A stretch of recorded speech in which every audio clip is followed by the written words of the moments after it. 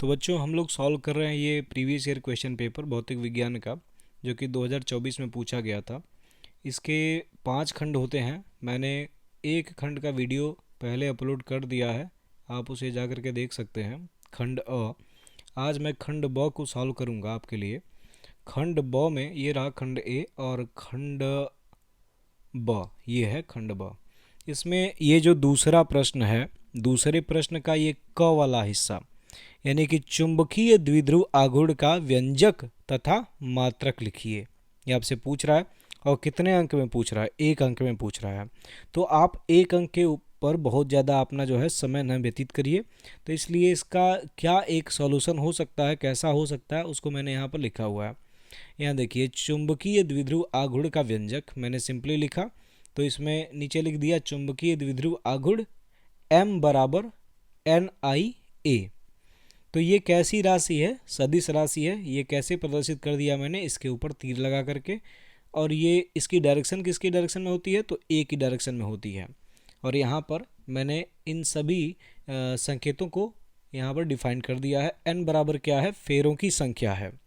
आई क्या है? कुंडली में प्रवाहित धारा है। और ए क्या है? दक्षिणी से उत्तरी ध्रुव की दिशा में क्षेत्रफल सदिश। अब ये दक्षिणी से उत्तरी ध्रुव की दिशा को कैसे निकालते हैं? तो वो पेंच के नियम से निकालते हैं। जिस प्रकार से धारा बहती है कुंडली में, उस प्रकार से हम अपने दाहिने हाथ की 4 उंगलियों को मोड़ देते हैं और अंगूठे की जो दिशा होती है वो दक्षिणी से उत्तरी ध्रुव की दिशा को प्रदर्शित करती है। इस प्रकार से इसके व्यंजक को हमने लिख दिया। और जो दूसरा पार्ट था इस क्वेश्चन का, व्यंजक के बाद मात्रक, तो मैंने यहाँ पर मात्रक लिख दिया। m का मात्रक क्या होगा? Ampere metre square. कैसे होगा एम्पियर मीटर स्क्वायर? क्योंकि I का जो मात्रक होता है वो एम्पियर होता है, और A यानी एरिया का मात्रक क्या होता है? मीटर स्क्वायर होता है। इस प्रकार से अब हम लोग दूसरे प्रश्न पर आ गए। सूक्ष्म तरंगे क्या हैं? इनका एक उपयोग बताइए। तो यहाँ पर आप इसको इस प्रकार से उत्तर लिख सकते हैं इसका। 2ख, सूक्ष्म तरंगे। सूक्ष्म तरंगें विद्युत चुंबकीय तरंगों का एक प्रकार है जिसकी तरंग दैर्ध्य 1 मिलीमीटर से 1 मीटर तक होती है। इसका उपयोग माइक्रोवेव ओवन में भोजन पकाने हेतु किया जाता है। तो ये पहला जो लाइन है, इसमें पहली लाइन इसकी परिभाषा हो गई छोटी सी। और दूसरा इसमें देखो, इसका एक उपयोग भी पूछा था, तो मैंने यहाँ पर एक उपयोग भी लिख दिया है। तो आपको जितना पूछा जाए आप उतना ही जवाब दीजिए, ना उससे कम और ना ही उससे ज़्यादा। यहाँ पर तीसरा जो प्रश्न पूछ रहा है, ध्रुवण कोण से क्या तात्पर्य है? तो ध्रुवण कोण के बारे में आप यहाँ पर लिख देंगे कि ध्रुवण कोण क्या है? किसी पारदर्शी माध्यम में प्रकाश का वह आपतन कोण है जिस पर परावर्तित प्रकाश पूरी तरह से ध्रुवित हो जाता है। ये क्या है? ध्रुवण कोण कहलाता है। ठीक, यहाँ पर एक आप डायग्राम बना करके इसको दिखा सकते हैं। ये माध्यम 1 है, ये माध्यम 2 है। इससे ये पता चलता है कि माध्यम पारदर्शी है, क्योंकि यहाँ पर कोई भी एक रिफ्लेक्टिंग सरफेस इस तरह से नहीं बनाया गया है, क्योंकि अगर परावर्तित होता है तो परावर्तक पृष्ठ को हम लोग ऐसे प्रदर्शित करते हैं। और इसके बाद मैंने क्या किया, यहाँ पर एक अध्रुवित प्रकाश को यहाँ पर आपतित कराया। और ये कितने कोण से आपतित किया है? ध्रुवण कोण IP से। IP क्या है आपका? ध्रुवण कोण है। IP ध्रुवण कोण है। जब इस पर आपतित हुआ है ना, तो क्या हुआ है कि जो परावर्तित प्रकाश है वो कैसा हो गया है? ध्रुवित हो गया है। ध्रुवण, देखो ये जो तरीका है, ये तरीका है अध्रुवित प्रकाश को दिखाने का, जिसमें जो उसके कंपन हैं वो सभी दिशाओं में हैं। इसको इस प्रकार से दिखाया जा रहा है। और ये जो तरीका है, ये ध्रुवित प्रकाश को या समतल ध्रुवित प्रकाश को दिखाने का तरीका है, जिसमें इस तरह से हम लोग कंपन को एक ही डायरेक्शन में दिखा रहे हैं। इस प्रकार से इसको आप डायग्राम से दिखा सकते हैं। इसके बाद जो अगला प्रश्न है, अगले प्रश्न में आप देखेंगे तो ये बोल रहा है, प्रदत्त चित्र में पीएन संधि डायोड अग्र अभिनत है अथवा उत्क्रम अभिनत है। ये आपसे पूछ रहा है कि ये जो डायोड है यहाँ पर जो दिया गया है, ये फॉरवर्ड बायस है या रिवर्स बायस है।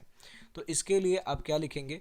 प्रदत्त चित्र में पीएन संधि डायोड के पी तरफ, तो पी कौन सा वाला होता है? इधर वाला पी होता है, इधर वाला एन होता है। तो पी तरफ क्या है? अधिक विभव कितने का है? -3 वोल्ट है।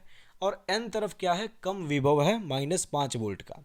अतः यह डायोड कैसा होगा? अग्र अभिनत होगा, क्योंकि अग्र अभिनत में पी वाला P वाला जो होता है वो उच्च विभव पर होता है और N वाला जो होता है वो निम्न विभव पर होता है, कम विभव पर होता है।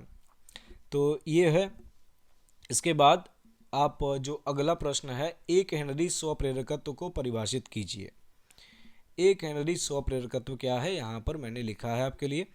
इसको देखिए, किसी कुंडली में धारा में समय के साथ एकांक परिवर्तन के कारण एकांक प्रेरित विद्युत वाहक बल उत्पन्न हो, तब इस कुंडली का स्वप्रेरकत्व कितना होगा, 1 हेनरी होगा। ये कैसे हमने लिखा है, तो ये इस फार्मूले की सहायता से लिखा है। यहाँ पर यदि किसी कुंडली में ही अगर समय के साथ में धारा परिवर्तन di/dt हो रहा होता है, तो उसके अंदर एक प्रेरित विद्युत वाहक बल उत्पन्न होता है, जिसका मान जो होता है वो बराबर होता है उसका स्वप्रेरकत्व गुणे समय के सापेक्ष में धारा परिवर्तन की दर।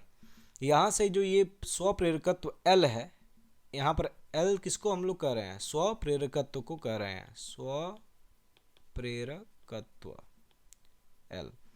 L बराबर क्या आ रहा है, E/di/dt।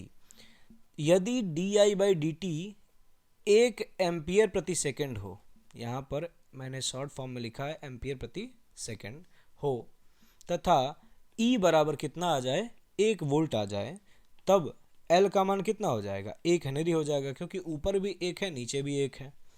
तो ये इसकी डेफिनेशन को लिखने का तरीका है, ये डेफिनेशन यहीं से लिखी जा रही है। इसके बाद जो अगला प्रश्न है, धारा घनत्व की परिभाषा तथा मात्रक लिखिए। धारा घनत्व, तो धारा घनत्व ये कॉन्सेप्ट ना आपको डायरेक्टली कुछ इस तरह से बताया जाता है कि J बराबर क्या है, I/A है, किंतु यहाँ पर ये I बराबर J vector dot A vector होता है। अब इसकी परिभाषा को हम लोग इसी फार्मूले की सहायता से ही लिखेंगे। J बराबर क्या है, I/A है, और यदि A का मान 1 हो जाए तब J बराबर क्या हो जाता है, I हो जाता है। तो इसी से इसको लिखा गया, देखिए ऊपर, किसी चालक तार के एकांक अनुप्रस्थ परिच्छेद क्षेत्रफल से गुजरने वाली धारा को धारा घनत्व कहते हैं। इसे J से प्रदर्शित करते हैं। यह एक सदिश राशि है। तो यहाँ पर J से इसको प्रदर्शित किया गया है। I क्या है, विद्युत धारा है, A क्या है, अनुप्रस्थ परिच्छेद का क्षेत्रफल सदिश है।